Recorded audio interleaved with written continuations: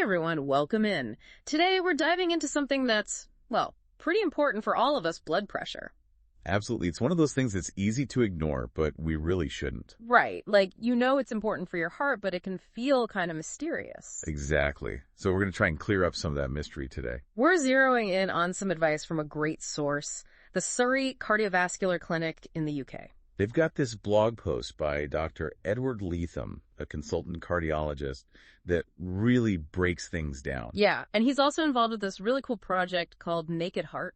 I love that name. It's all about making heart health information, accessible to everyone. Totally. So Dr. Leatham kicks off this blog post with a bit of a, wake-up call, I guess. Yeah, a little dose of reality. He says that if your blood pressure is high in midlife and you don't get it under control, you're way more likely to have heart failure later on. Yeah, that's definitely something to pay attention to. Yeah. It's a good reminder that taking care of your heart now is, well, it's an investment in your future, really. Okay, so we're all on board with why blood pressure matters, but the big question is how do we actually manage it? Right, because it's not always obvious. And that's where Dr. Latham gets into this whole idea of home blood pressure monitoring. Which is something I'm a huge advocate for. Me too, actually. It feels empowering to have that kind of information at your fingertips. Absolutely. And Dr. Latham talks about it as this kind of N-of-1 experiment. N-of-1? What's that mean? Basically, it just means you're testing things out on yourself, your own little research project. Oh, I like that. Right. And the first step in this personal experiment, get yourself a reliable blood pressure monitor. Dr. Leatham stresses that the cuff-based ones are the way to go, not those wrist ones. Okay, so ditch the wrist gadgets. Got it. But then he talks about taking your blood pressure, like, twice a day for a whole week. Yeah, morning and night. It seems like a lot, but it's really about getting an accurate picture of what's going on. Because our blood pressure fluctuates throughout the day. Right, Yeah. Exactly. And that first reading you get, says toss it out, it tends to be a bit higher, maybe because you're a little anxious or your body's adjusting to the cuff. That's so interesting. I had no idea. So you're telling me I shouldn't freak out if I get one high reading. Exactly. Don't go into cardiac neurosis over a single number. It's about the average over time. Okay, good to know. So less obsessive checking, more consistent monitoring. Got it. So let's say you've done this for a week, diligently taking your blood pressure morning and night, tossing out that first reading each time, and you've got this nice little baseline established. Now what? What do you do with that information?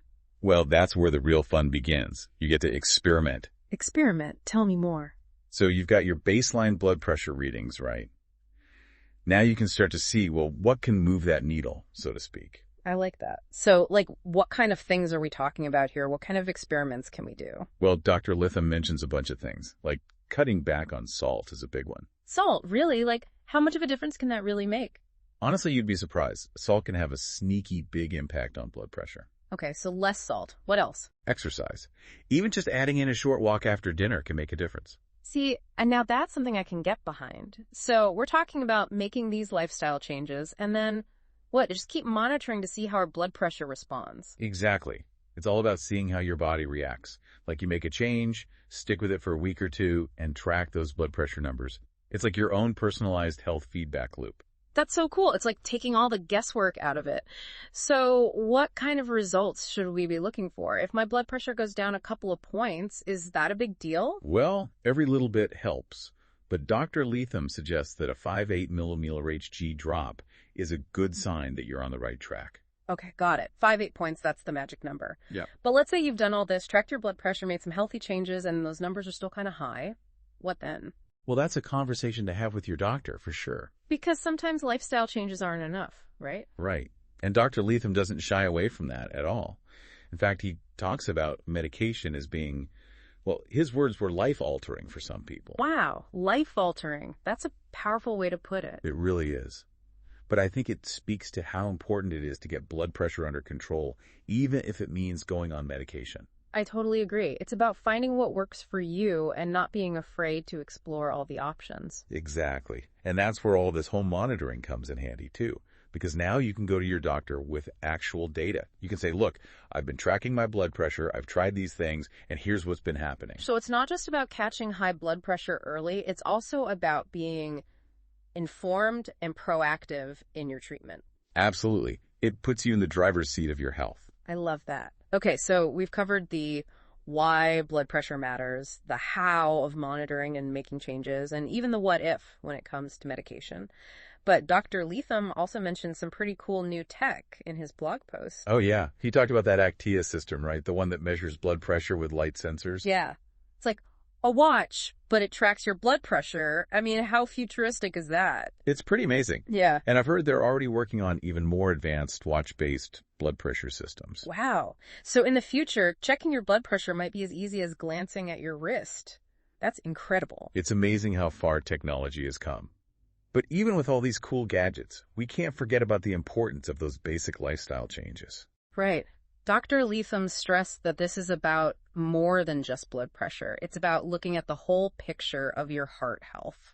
Exactly. Things like cholesterol, exercise, diet, they all play a role.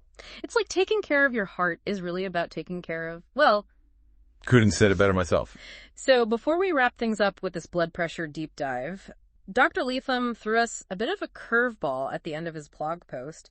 He mentions that he's working on a whole other post about salt. Oh, yeah, I saw that. And its impact on blood pressure, which I gotta say, I'm pretty curious about. Me too.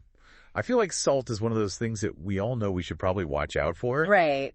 But it's like in everything. I know, it's like you try to be good, but then... It sneaks in. Exactly. Yeah, I'm really interested to hear what he has to say about it.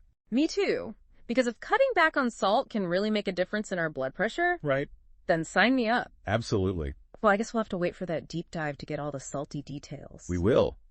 But in the meantime, maybe we can all try to be a little more mindful of our salt intake. Yeah, good idea. Read those labels. Exactly. Every little bit helps. It really does.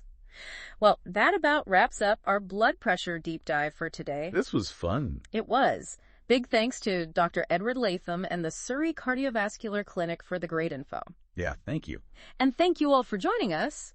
Don't forget to check out some of our other deep dives for more fascinating topics. And take care of your hearts. Until next time.